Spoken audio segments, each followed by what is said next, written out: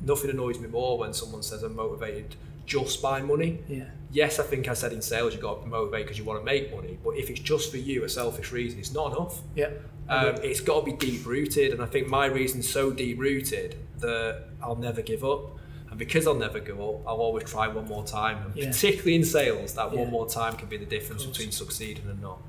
There's very few, in fact, I don't think there's anybody that we've interviewed that have actually in the end been doing it for the money.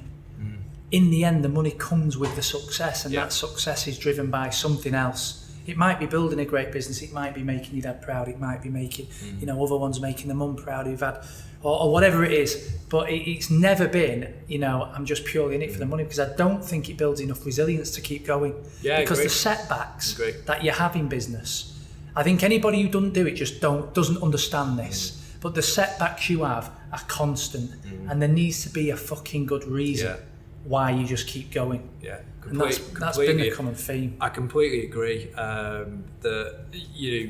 That resilience to carry on is the difference, and that's why it's everybody says, oh well, business, you're growing, it's great, and it is great, but I assure you the stress just gets more. It does. We've got more people in the team now. There's more people there. You've got to make a success. Bigger overheads. So it doesn't come easy, and that's why I think I've got a lot of respect for people that have succeeded. More so people that have succeeded, that have come through, maybe adversity. or maybe not had everything given to them. Not that I've got a problem with that. Not at all. You take your chances. But I think people that maybe have come through that have done something and then it worked out in the end, for me, are real inspirations, because it goes to show it's you. Yeah. Everything starts with you. What does success look like to you? I remember a conversation we had at the beginning of your journey, and you told me what you was going to make, by when, and when you was going to sell out. I think we're about there now. Yeah, we might even have passed that time. It took, I think I was telling you we'd done it in 2 years, 3 years. It's probably taken 4 or 5. I remember the conversation well, because I remember you kind of saying, that's good, that's good, and I thought, great. But it's interesting what you learn, isn't it? Because we're growing, we've got 60% growth year on year. I think this year we'll do the same again, which is brilliant. But I think that then brings more pressure, more expectation. The easiest year for me is the first year, because you've got no expectation, nothing to lose. Every day's growth. Year 2, you've got to get growth. Year 3, you've got to get growth. Year 4, you've got to go. Year 5, you've got to get growth. And when growth comes, you've got to adapt and change. And then I do remember you saying you've got to do something different. And I feel that we've got that. But also I think you've got to evolve. And that's probably part of our challenge now, is we've had something that's been really good for the next 4 or 5 years. It is different. It is working, but we've got to continue to evolve that. Where you are today, what do you consider yourself as? Successful?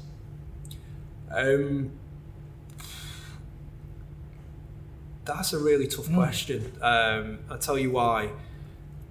I think people that set up a business, for me, that make it work, are successful, irrelevant of what your turnovers and your profits are. I think it is a success, because I know how hard it is. However, until you reach your full potential, I don't think you can say you are. And I think we've got a hell of a long way to go. I'm so excited about it. I also believe that if you believe you're then successful, the pressure comes off. And if you go in your comfort zone, for me, that's not a great place to be. There's a saying, I think, if you're in control, you're not going fast enough.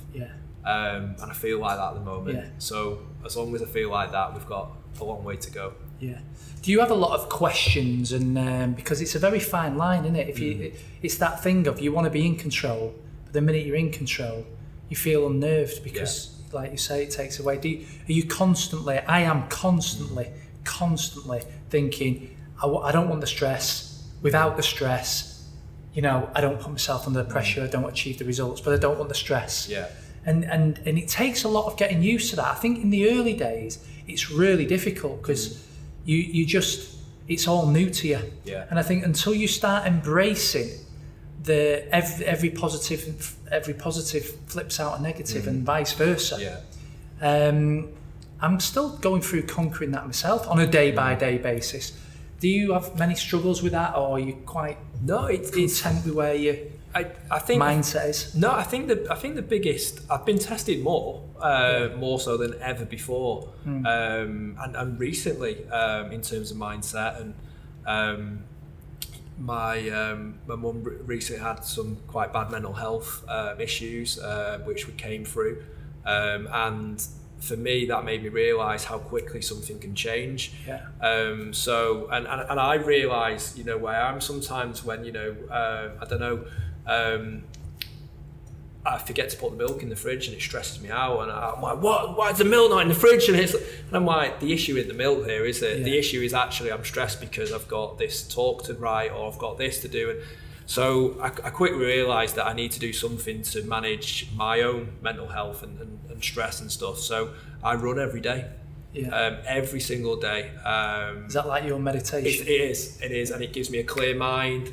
I don't really have to go that far, but every day, every morning I run.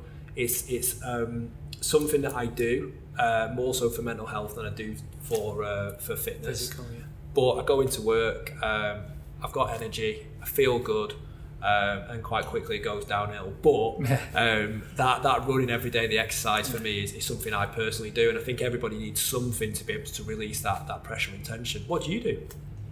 It's a mixture. I train nearly every day. I do that. I meditate.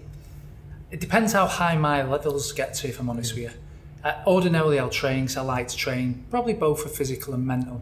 But if I start to feel really stressed, then I have to meditate. But I have to do all sorts. I have to eat well. I have to cut out alcohol. I have to not have a coffee. I have to have 2 litres of water a day. So I have to monitor where my head's at. I'm in a pretty decent place at the moment, but it can flip. It can really flip quickly.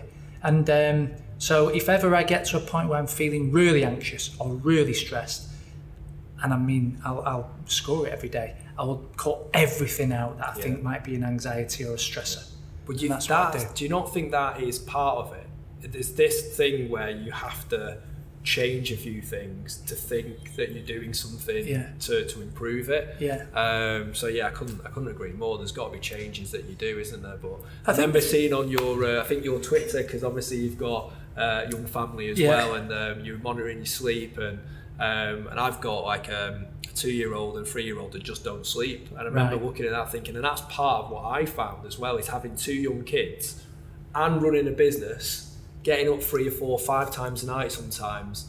That sleep deprivation is one of the biggest challenges I had. And that's another thing of people in business I've got a lot of respect for, that have families and can manage it.